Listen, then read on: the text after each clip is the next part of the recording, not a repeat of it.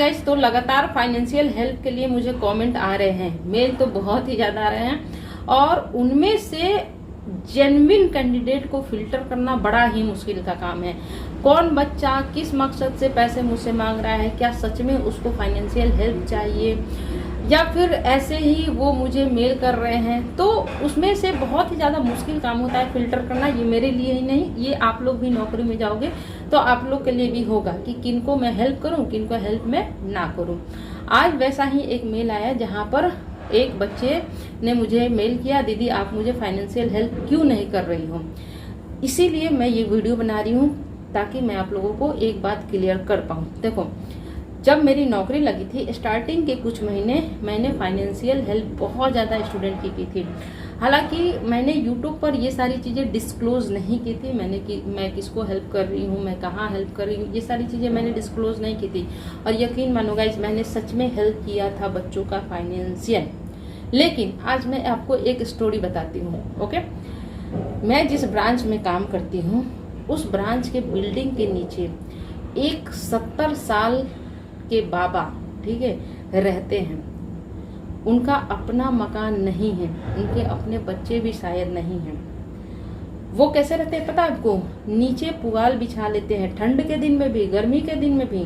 जमीन पे जो हमारी बिल्डिंग है ना, बिल्डिंग ये हमारा बैंक हो गया, वो जो सीढ़ी ऊपर जाता है वो सीढ़ी के नीचे, ठीक है, सीढ़ी के नीचे उन्होंने पुआल लगा रखा है। खाना बनाने के लिए 2 ईंटों की सहायता से लकड़ी लगाकर डेली मैं देखती हूँ एक कटोरा है ना, कटोरा बर्तन जिसको बोलते हैं, उस बर्तन में वो डेली चावल बनाते हैं, आलू उबाल लेते हैं और चावल आलू नमक उसमें सरसों का कच्चा तेल डालकर वो खाते हैं। ये प्रोसेस मैं लगातार देखते जा रही थी। एक दिन मुझे उन पे दया आई, मैंने बोला बाबा आप मुझसे कुछ हेल्प ले लो, फाइनेंशियल हेल्प ले लो, थोड़ा सा पैसे मुझसे ले लो, आप अच्छे से रहो। और ये बात है सर्दियों की, कि मैंने बोला कि मैं आपको एक कंबल दे देती हूँ, कुछ खाने को ले लो। उन्होंने साफ इनकार कर दिया। उन्होंने बोला मैडम मैं जब तक जीऊँगा, मेरा हाथ पाँव जब तक चलेगा, मैं खुद कमाऊँगा और खुद खाऊँगा, मुझे किसी से पैसे लेने की ज़रूरत नहीं है, मैं किसी के सामने हाथ नहीं फैलाऊँगा। उस दिन मुझे रियलाइज़ हुआ कि मुझे भी उन बच्चों को हेल्प नहीं करना चाहिए जो खुद कैपेबल हैं कि वो अर्निंग कर सकते हैं।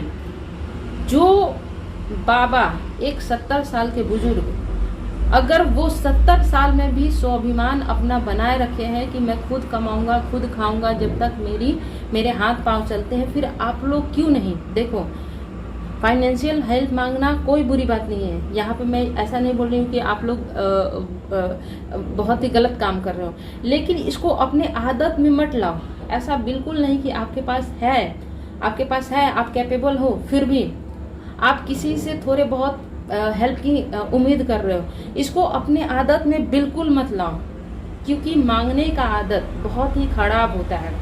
साल में कितने फॉर्म आते हैं? साल में फॉर्म आते हैं 10, ठीक है। 10 फॉर्म में मान लो 800 के हिसाब से भी कितने हुए? 8,000, 10,000, 12,000, 15,000। अगर हम छोटा मोटा ट्यूशन भी एक अल्टरनेट जुगाड़ ढूंढे जिससे हम साल के 12,000 निकाल पाए। क्या 12,000 निकालना इतना मुश्किल है? 13,000 निकालना इतना मुश्किल है? मुश्किल नहीं है गाइस, लेकिन आप करने की चाह रखोगे तो। ये मैं सबके लिए बता रही हूँ जो फाइनेंशियल क्राइसिस का रोना रोते हैं। ऐसा नहीं होना चाहिए गाइस, क्योंकि एक साल मैं आपकी हेल्प कर दूंगी, इस साल कर दूंगी, अगले साल क्या? अगले साल भी नहीं निकला, उसके अगले साल क्या? उसके अगले साल भी नहीं निकला, उसके अगले साल क्या? तो किसी पर कब तक आप डिपेंड रहोगे 12,000, 13,000 के लिए? और मेरा भी सोर्स ऑफ इनकम लिमिटेड है, चाहे कोई भी नौकरी करने वाले हैं, वो हेल्प चंद लोगों को ही कर पाएंगे।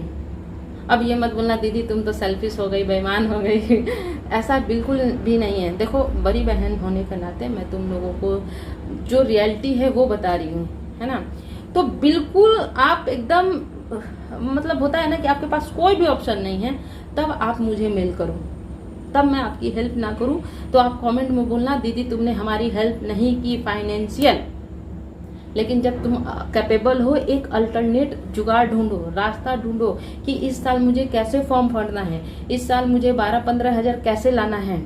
और एक स्टूडेंट की क्या खास बात होती है कि वो अदर चीजों पे कम इन्वेस्ट करता है। भले फटे पुराने कपड़े पहनेगा, भले उसके पैरों में चप्पल नहीं होंगे, लेकिन वो फॉर्म भरने के लिए पैसे जरूर इकट्ठे करेगा। ठीक है, तो ये होनी चाहिए एक स्टूडेंट की काबिलियत। ऐसा नहीं होना चाहिए कि आपके पेरेंट्स कुछ पैसे दे रहे हैं तो नए कपड़े ले लिए, नए शूज ले लिए, नए चप्पल ले लिए, घड़ी ले लिए। नहीं, ऐसा बिल्कुल भी नहीं होना चाहिए। अगर 5 रुपए भी है ना, तो उसको देखो कि मैं पढ़ाई में कैसे इन्वेस्ट करूं, कैसे मैं इस पैसे को 5 रुपए को 50,000 में कन्वर्ट करूं मंथली में। ये तुम्हारी सोच होनी चाहिए। सोच हमेशा ऊंची रखो, छोटी सोच मत रखो, किसी से मांगने का उम्मीद मत रखो, किसी से नहीं। ठीक है, क्योंकि हमारे हाथ पांव सलामत हैं, हमारे पास एजुकेशन है, एजुकेशन बहुत बड़ी पावर होती है। हम किसी को छोटा मोटा 1 घंटे का भी ये ट्यूशन लगा सकते हैं ना, तो महीने का 1000 रुपये, 1500, 2000 निकाल लिए, सालाना 24,000, 25,000 निकाल लिए, ऐसे 24-25,000 में से फॉर्म भर लिया, आने जाने का खर्चा निकल गया, है ना।